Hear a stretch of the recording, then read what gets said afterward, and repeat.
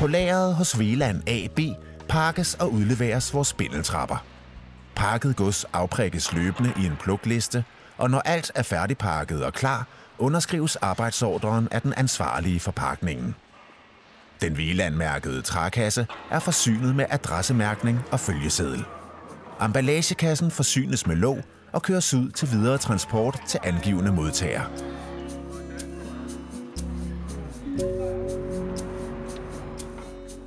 Når trappen er ankommet og aflæsset på leveringsadressen, kan montørerne åbne kassen og bære trappedelene hen til montagestedet.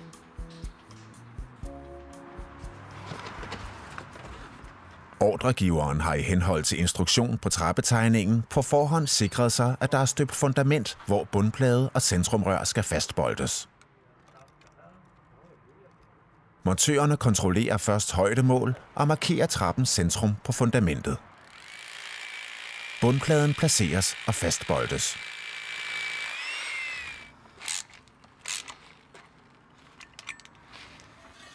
Centrumrøret samles i numerisk rækkefølge med rør nummer 1 nederst, rejses op og placeres på bundpladen.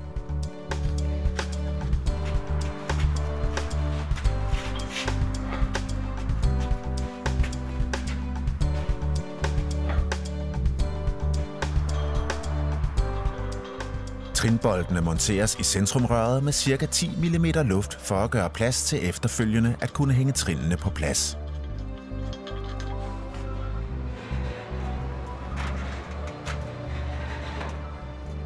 Afstigningsrepoen monteres på centrumrøret og fastboltes i eksisterende væg eller dæk. Afhængigt af underlagets art er det vigtigt altid at vælge korrekt boltmateriale. Vær omhyggelig med anvendelse af vatterpas, for at repoen er i lod og varsch.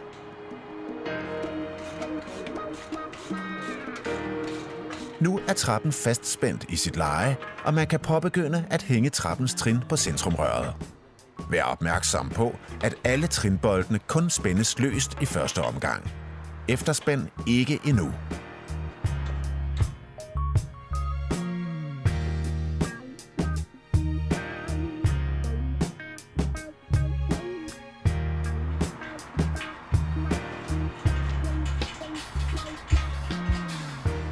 Medløberne i fladstål, der stabiliserer trappen, kan nu monteres med den nederste først.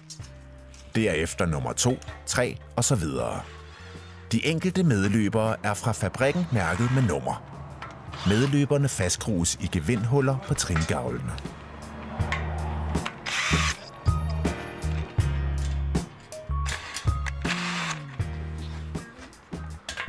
Kontroller, at de vender rigtigt ved montagen, så man får samme afstand fra trinforkant til trinforkant ved samlingerne. Nu kommer den endelige fastgørelse af trappetrin. Anvend igen vatterpas og løft trinets yderkant, så det ligger helt vandret, inden boltene spændes. Husk i forbindelse med montage af den første baluster midt på trin 1, også at montere det lille støtteben mod gulv eller belægning inde i balustren i henhold til monteringsanvisningen. Glem ikke at montere dette støtteben, da det medvirker til trappens stabilitet. Fortsæt med fastboltning af de øvrige balustre i de respektive tringavle. Også her gælder det om ikke at spænde sig hårdt i første omgang. Alle de bundtede trinbalustre har samme længde.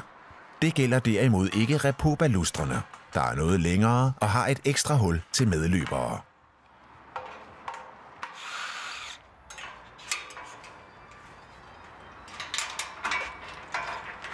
Nu kan første håndlistesektion og håndlisteklemmer monteres i balustrene. Også håndlistesektionerne er nummereret 1, 2, 3 osv. Spænd ikke skrue- og flænsemøtrikker i håndlisteklemmen ret hårdt. Dette gøres senere.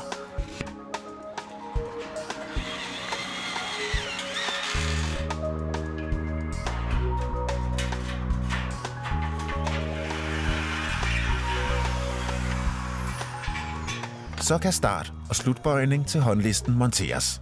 Mærk op, bor hul i balusteren og skru bøjningerne fast.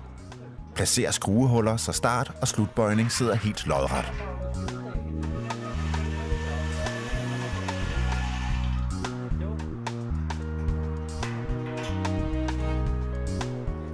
Kontroller, at balustrene sidder lodret på samtlige trappetrin.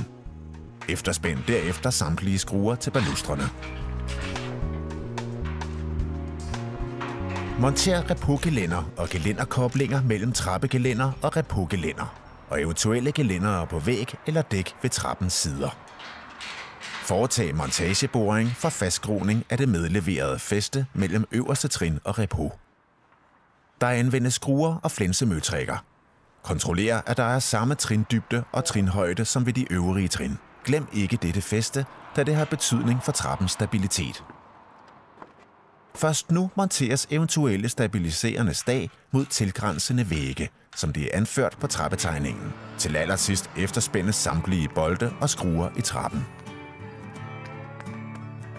VLAN-trappen står nu på sin plads og venter på ibrugtagning.